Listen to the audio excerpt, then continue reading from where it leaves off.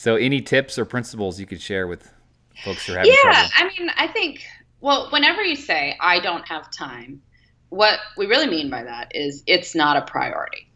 And that can be totally fine. There are probably spans in anyone's life where running a marathon is just not a priority. I will put out right there, it's not a priority for me right now. I have run one.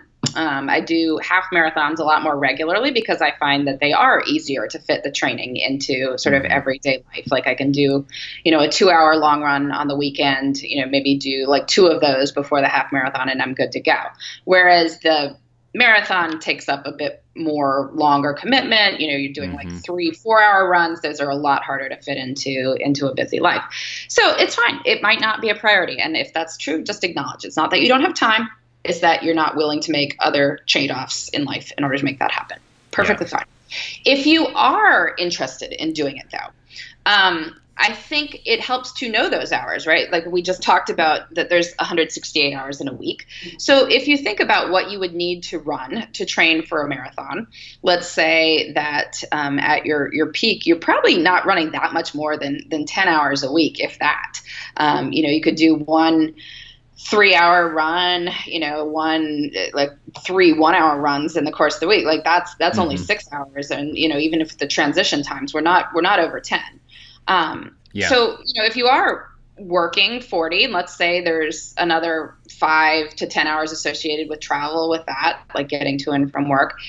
50 hours, sleep 8 hours a night. So we've got 62 hours. We're trying to fit 10 hours of marathon training time into those 62 hours. I mean, there is time.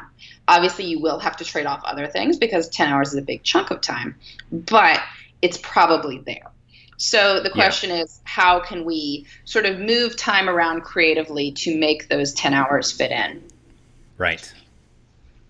And a good way to figure this out, I mean, I think if you track your time, you will see that where those spaces might occur. And so, when I did train for that marathon a couple of years ago, what I would often do is get up early one weekday during the week, do my long run then, and then start working a little bit later on that particular morning, understanding that I would then probably have to work a little bit later into the afternoon to get what I needed to do done for that day.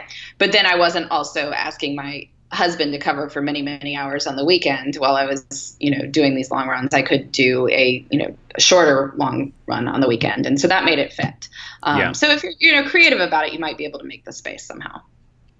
But the bottom line is it's a matter of priority.